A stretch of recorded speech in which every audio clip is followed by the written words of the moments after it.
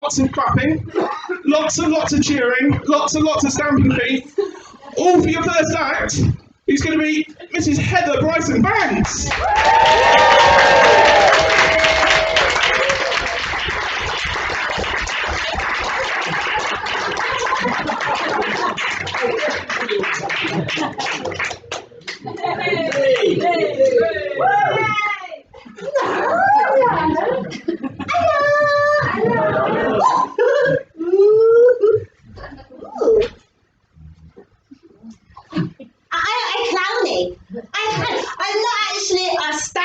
Pretend to be a clown. I'm actually a clown. Try to be a stand-up. I don't even know if I'll be any funny or not. I've never done it before. But I have got a clown voice. This is my clowny voice. It's not racist. It's not racist because it isn't one of the race what it sounds like this, is it? I hope it's not, because I don't want it to be just like a clown voice. But the thing is, clowny voice is very sexy. It's very sexy. Clowns is very sexy, is they? Clowns is very sexy, but I'll try to be sexy. I'll try to be sexy with my boyfriend. I said like, I got, should we tell her really?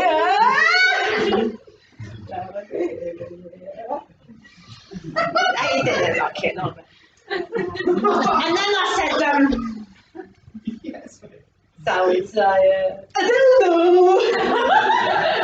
So we're trying to do this. No, he didn't like that. But I'll tell you what, the naughtiest thing was what we done. Has you ever heard of this? Oh, this is horrible. Have you heard of this? Butt plug. Has you heard of that? Has you got a butt plug?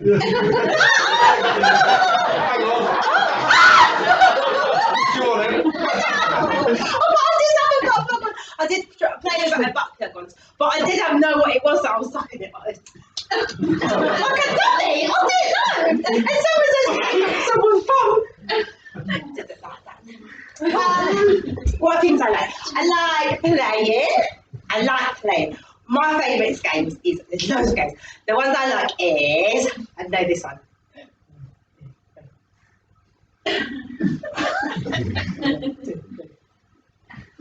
Do you know it? Do we do it today? Come on, stand up, baby. Stand up, and you do it that way, and we do, turn around. So we put our hands like this. 1, 2, 3. One more time. 1, 2, 3. Thank you.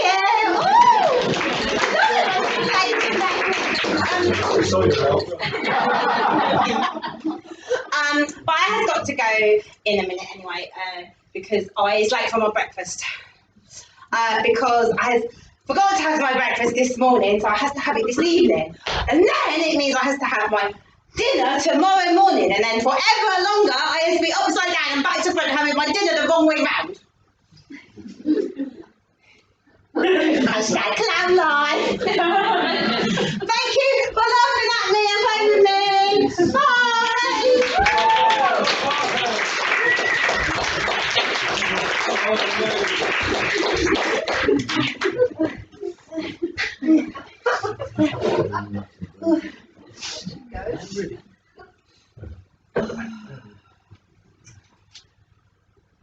Hi guys, I'm Heather Bryson-Banks. I recently did a clowning workshop. I know, it's really good. I just can't work out how to. I want to get involved with like my stage work and my stand-up. Not quite sure, like sort of how to bring it in. So I'm not gonna do that. No, I'm not going to do that.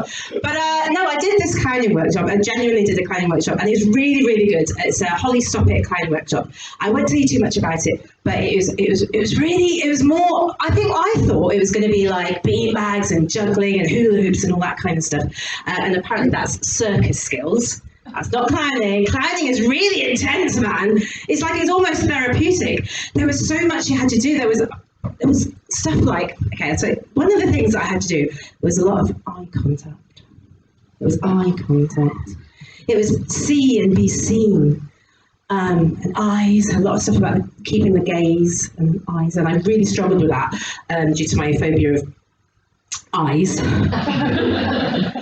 That was horrible. No, genuinely, it was really horrible. It is really horrible having to like look in the stranger's eyes for a really long time. But I did it. I overcame my fear, and the sort of workshop facilitator was really proud of me. And she's like, "You've got to keep doing this. You've broken through the barrier. Now you've got to do this in your real life to build up a real, genuine confidence in yourself." And the workshop, it was like a 2-day workshop, and it was in Bristol. But I don't live in Bristol. I live in Shepton.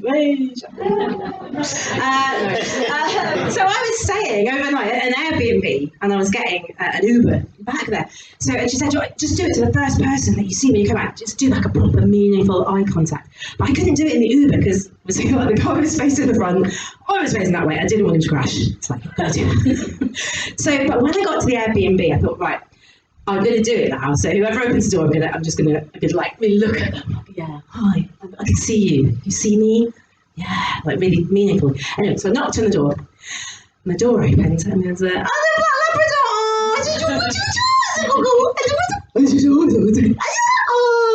Stop it! Stop it! Don't do that thing! Anyone else do that thing? Where's the dog? And you speak to the dog instead of the person. And she's like, I thought, don't do that. You've got to look up at the person who's opened the door. So, and this really happened. I looked up. I took a deep breath, and I looked and stared deeply into the fake eyes of a completely blind woman. Honest to God, why? How could that happen to me? You know, it's really true. She had 2 ceramic eyes, and that was the guide dog. That was really the guide dog. But luckily, her jolly husband came. Oh yeah, and apparently that was in the Airbnb like profile description. Apparently, you're meant to read those to stop you getting murdered and all that kind of stuff. So you know if someone's completely blind that you're going to stay with. So I should do that again. Mental note. But no, her husband Chris was fantastic, and he's like, really jolly and everything. He's like, oh Julie, oh come in. His wife's name is Julie. Oh, Julie's terrible with her eyes. Oh, she's terrible with her eyes. She leaves it. She's meant to keep them in a pot of paraffin. She's meant to keep them in a pot of paraffin on the top shelf, and she doesn't keep them there. She keeps them all over the place, and she loses them all the time. She says the worst time. I keep changing the accent now. I'm going to stick with this one now. Yeah, she keeps them. she one time she put them in a bowl of paraffin on the coffee table, and Doris, the dog, started licking it and ate the eyes. Really, honestly, the guide dog ate its owner's fake eyes.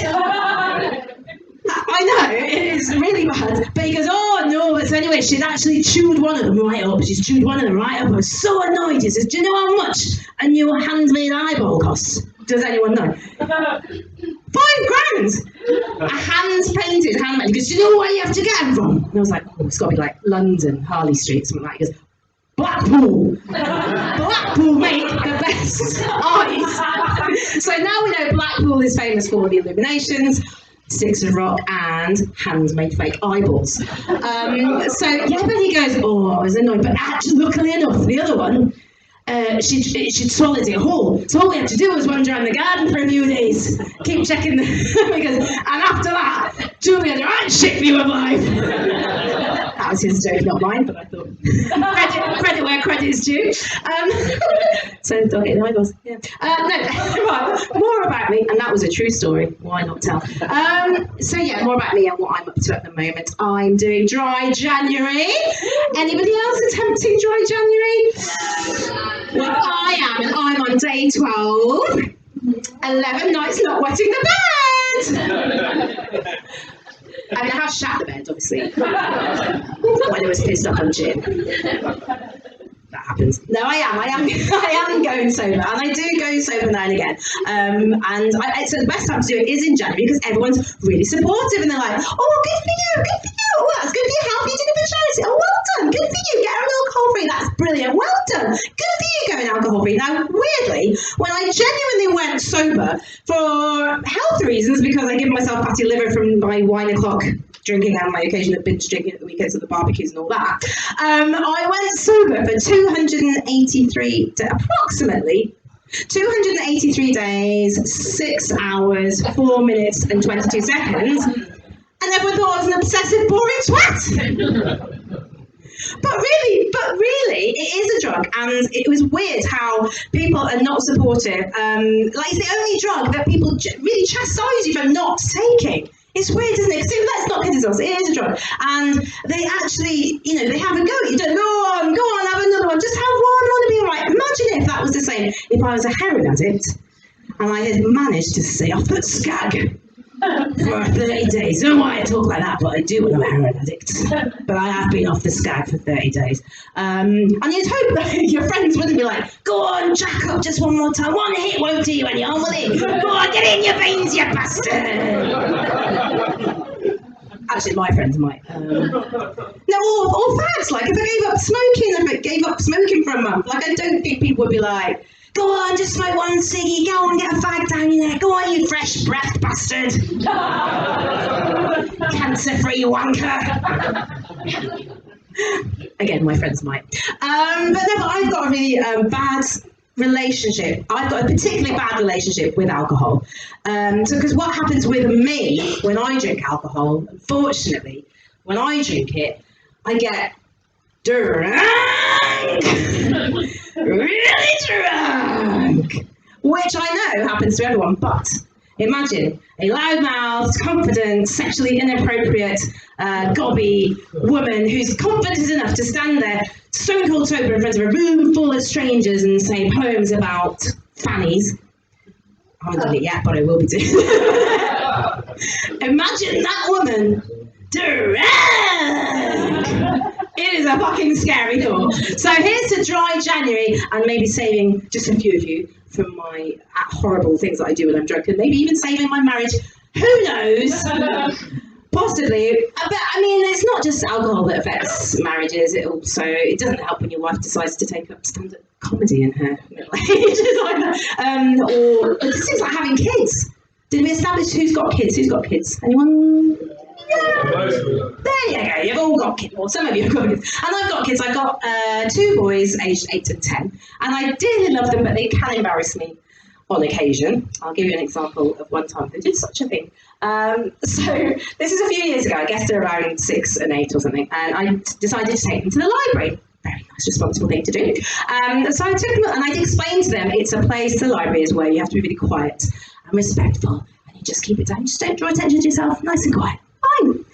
So we snuck in just to the kids bit, because in the main bit of the library was a group of women, sort of like WI types, and they were listening intently to a very inspirational woman talking about her story about how she'd survived breast cancer and walked the whole of the Great Wall of China with one tit. And more impressively, one leg. I love that one, but no one ever laughs. I'm just going to drop that bit. So anyway, that's not even the point. We're in the library in the kids' bit, and everything was going okay, but until one of them said, I need a wee, and I'm like, oh, and the other one's like, I need a wee too. I'm like, oh, here we go. But previously to this, they'd become a lot more independent. It's not like they were going to come with me to the ladies' toilets. They were now obsessed with going to the men's toilets all on their own, and they loved the urinals. The urinals were fascinating to them. So they loved the urinals, and so I knew they could just go on their own, really.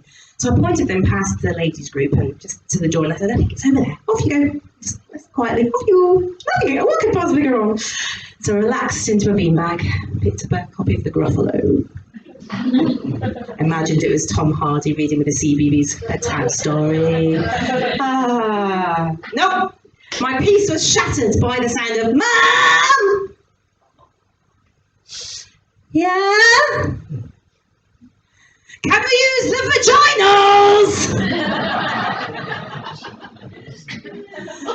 There's literally no segue into what I'm about to do next.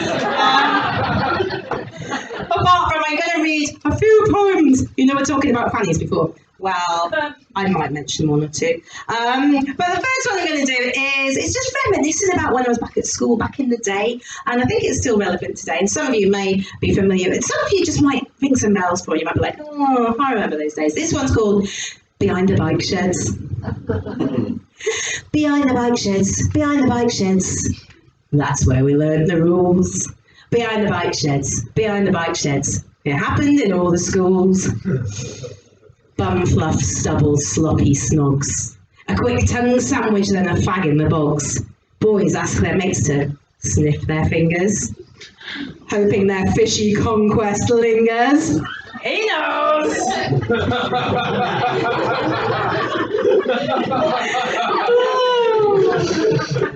Girls showing off their purple love bites, fumbles and struggles with zips, bras and tights. Rarely leads to love or a nice date, though the lucky few may receive a mixtape. Pubes stuck in braces. Disapproving faces. Undoing your school tie and loosening your shirt. Fumbling with a leather belt while your knees squish in the dirt. Abdominal muscles and pelvic floor tightened, really excited and also frightened. In the days before access to online porn, school science lessons had taught us technicalities of how your mum and dad had sex, and then 9 months later you were born. But older brothers and cousins told us the real interesting stuff, like how you can get pregnant from swallowing sperm, and how a woman's hair colour is always the same as that on her muff. And you can lie on your left arm to make it numb. Then when you out with it, it's like someone else trying to make you come. And you are definitely gay if you let a girl stick a pinky up your bum. And most teenage boys have wet dreams about their teacher and their friend's mum, where girls' reputations were ruined and cocky lads grew massive heads. The unofficial classroom of life always was behind the bike sheds. Thank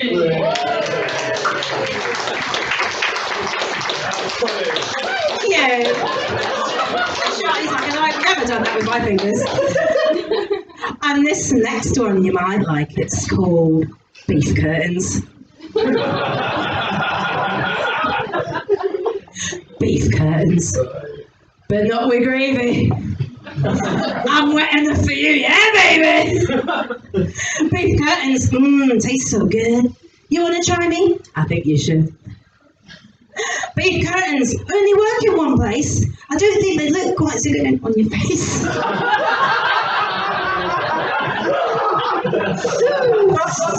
Beef curtains, we all entered through them at birth. Everyone, from Donald Trump to Colin Firth. I don't know why I do that.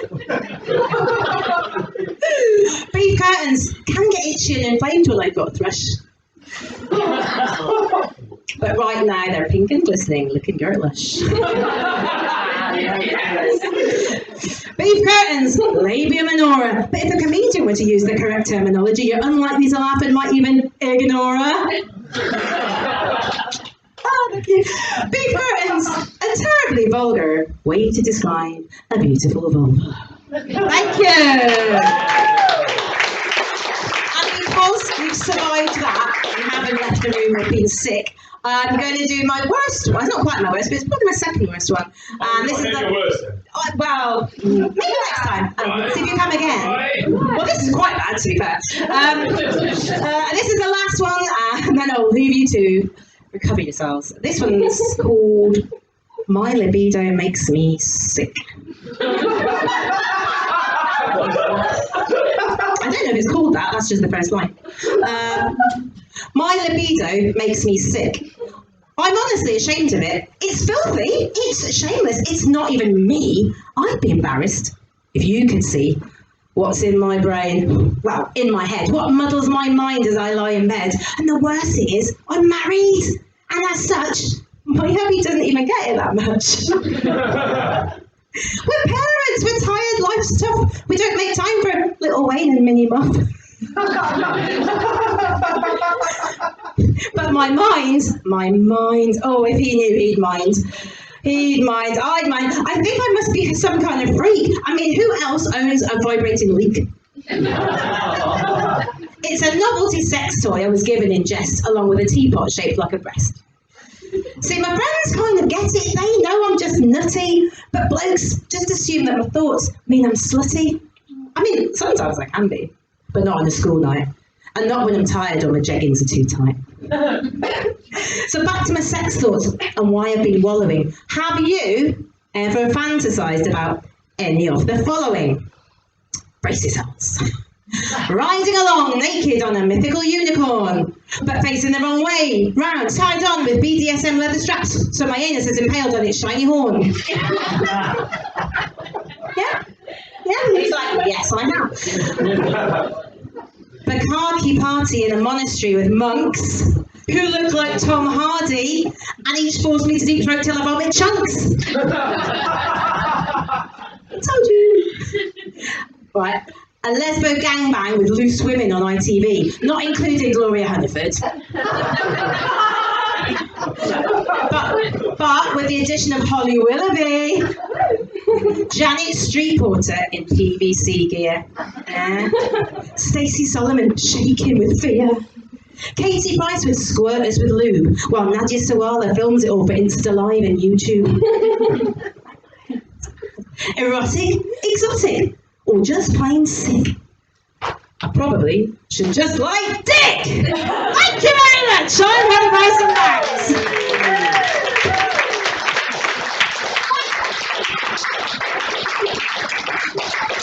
Heather Bryson-Banks, everybody! How the hell do you follow that?